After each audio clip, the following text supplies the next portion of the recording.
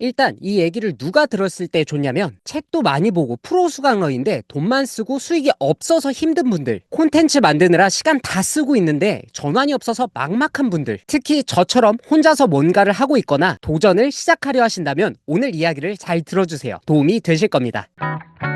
안녕하세요. 브랜드 비즈니스를 이야기하는 마진입니다. 오늘은 제 경험을 바탕으로 브랜딩에서 절대 빼놓으면 안 되는 부분들을 편안하게 나눠보려고 합니다. 요즘 프리랜서로 일하시는 분들이 정말 많은 것 같아요. 그런데 대부분 생존에 대한 걱정을 많이 하십니다. 왜냐면 점점 생산자, 공급자가 많아지면서 어느 시장이나 경쟁이 치열하거든요. 솔직히 말씀드리면 처음에 저도 엄청 헤맸습니다. 유사한 아이템, 비슷한 가격대, 이미 시장은 그렇게 다 맞춰져 있으니까요. 거기서 살아남으려면 더 싸게 해주거나 더 많이 줘야 된다라고 생각했거든요. 쉽게 말해서 가성비 싸움이죠. 뭔가 당연해 보이지만 사실 이건 망하는 패턴의 특징이기도 합니다. 무슨 말이냐고요? 시간이 갈수록 공급자는 늘어나고 몸값은 낮아지고 낮은 가격에 할 일은 계속 늘어나니까 효율적으로도 성장 측면에서도 더 힘들어질 수밖에 없는 구조가 되거든요. 당연히 내가 새롭게 뭔가를 배우고 경험하면서 하고 싶은 일에 도전하는 삶은 꿈도 꾸지 못하게 되는 거죠. 사실 회사 다닐 때는 이런 고민이 없었거든요. 고객이 누군지, 어떤 문제를 해결해줘야 하는지, 마케팅은 어떻게 하고, 시장 조사나 개선하는 부분까지 이미 다 만들어진 상태에서 맡은 부분만 처리하면 되니까 어려울 게 없는 거죠. 근데 프리랜서가 되면 혼자서 이걸 다 해야 되는 거예요. 여기서 가장 중요한 건 내가 도대체 누구를 도와주고 싶은 건지, 즉 타깃을 확실하게 정의하는 겁니다. 이게 없으면 정말 아무리 좋은 퀄리티로 나만의 서비스를 제공해도 관심조차 받지 못하게 되거든요. 배고프지 않은 사람한테 음식을 파는 것처럼 수요 없는 공급밖에 안 되니까요. 자, 그러면 수요가 많고 공급은 적은 시장에 진입하면 무조건 성공할까요? 처음에 선점했더라도 시장은 점점 포화가 되기 때문에 나만의 확실한 차별점이 없으면 포지션이 사라지고 다시 저가 경쟁이 시작되겠죠. 그래서 내 타겟 고객이 무엇을 원하고 필요로 하는지, 즉 원츠와 니즈라는 니치 포인트를 알아야 그들에게 진짜 가치가 될 만한 걸 파악하게 되고 그걸 제공할 때 소득이 생기는 거예요. 판매라는 건 결국 고객이 원하는 나만의 가치와 내가 원하는 돈이라는 가치를 서로 맞교환하는 거거든요. 이쯤 되면 이런 생각이 드실 거예요. 그래서 차별화는 어떻게 만들어? 많은 분들이 브랜딩을 하려는 이유가 차별화 때문일 텐데 이것도 고객 정의가 돼야 할 수 있거든요. 뭐니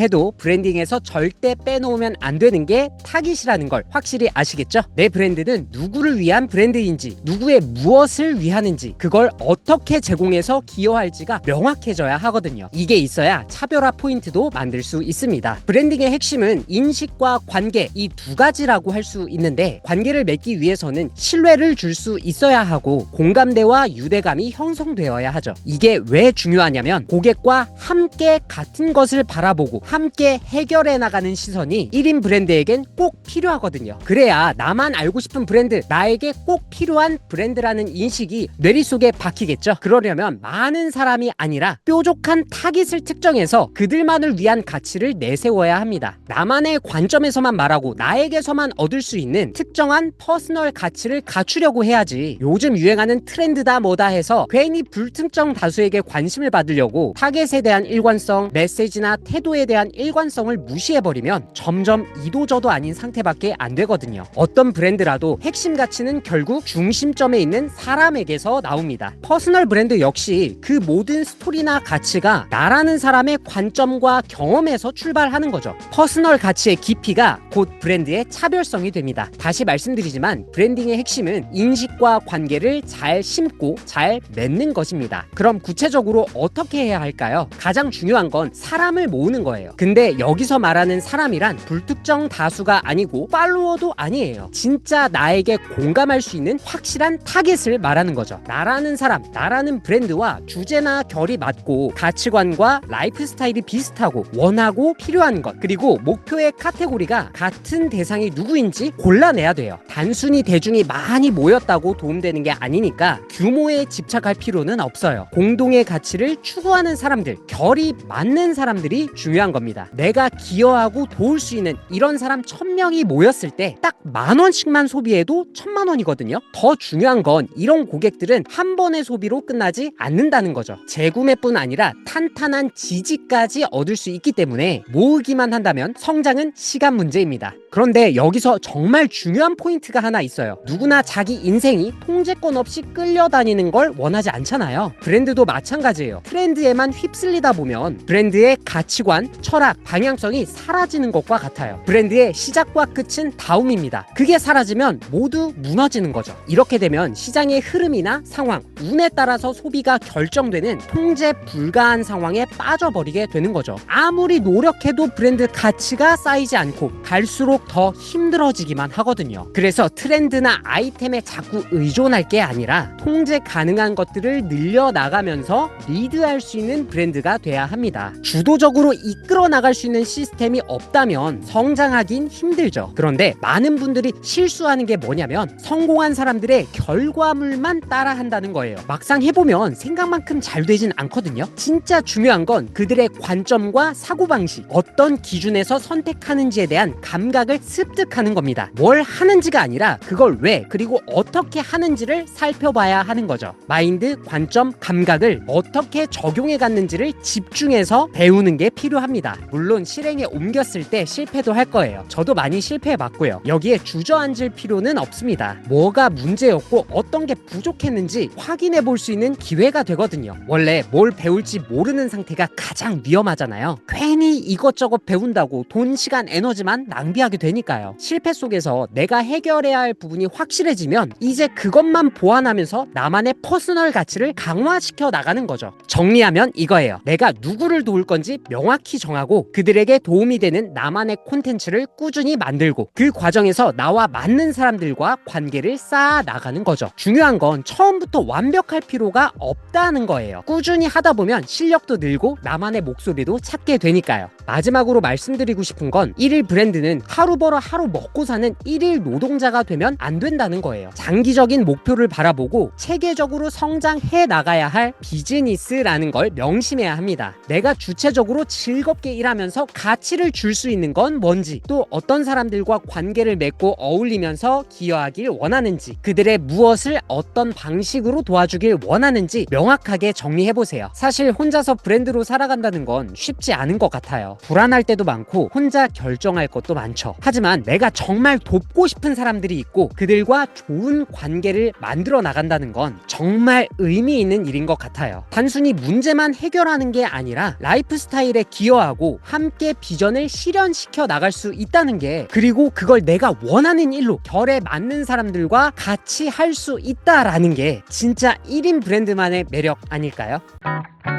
자, 오늘 얘기에 공감이 되고 나를 브랜드로서 독립시켜보고 싶으시다면 지금 바로 스튜디오 마진 채널을 구독하고 저랑 같이 도전해보시면 어떨까요? 댓글로 나는 어떤 사람을 위한 브랜드가 되고 싶은지, 브랜드로서 어떤 사람들과 함께하고 싶은지, 여러분만의 비전을 공유하고 결에 맞는 사람을 찾아보세요.